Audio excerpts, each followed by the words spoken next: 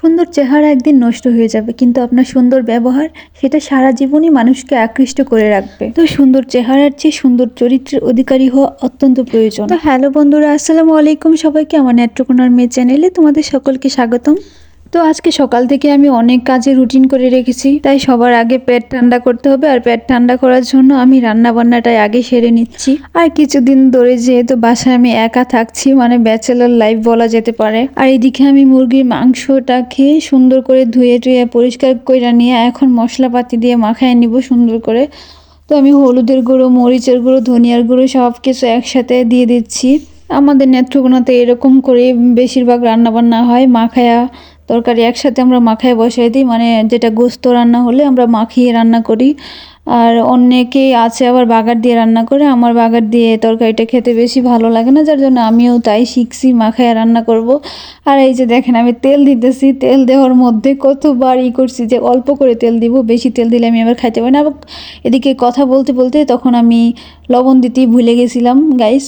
তো গরম মশলা সব কিছু আমি সুন্দর করে দিয়ে তো ভালো করে মাখিয়ে নিব এখন মাংসটা। তো বন্ধুরা বান্ধবীরা, আমি তো জানি না আপনারা কোন থেকে কেরা দেখতেছেন, অবশ্যই কমেন্টে এটা জানিয়ে যাবেন।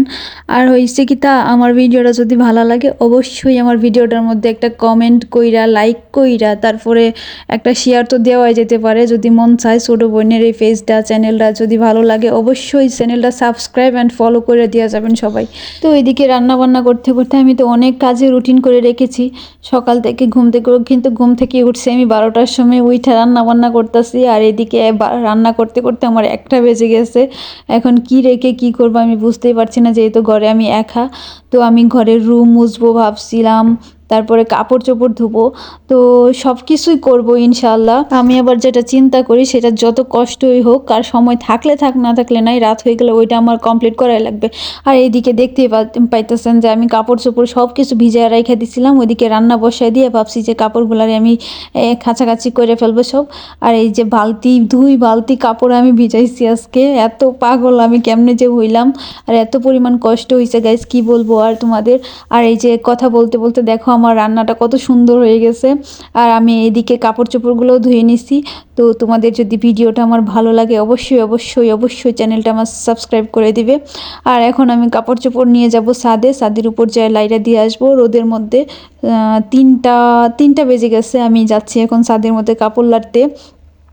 তো এই যে দেখতেই পাচ্ছ আমি কাপড়গুলো লেড়ে দিয়েছি লেড়ে তো বন্ধুরা লেড়ে ছেড়ে দিয়েছি আমি কাপড়গুলো। এখন যদি তোমাদের ভালো লাগে অবশ্যই অবশ্যই অবশ্যই তোমাদের সকলকে ধন্যবাদ। পরবর্তী ভিডিও দেখার জন্য আমন্ত্রণ রইল সবাইকে।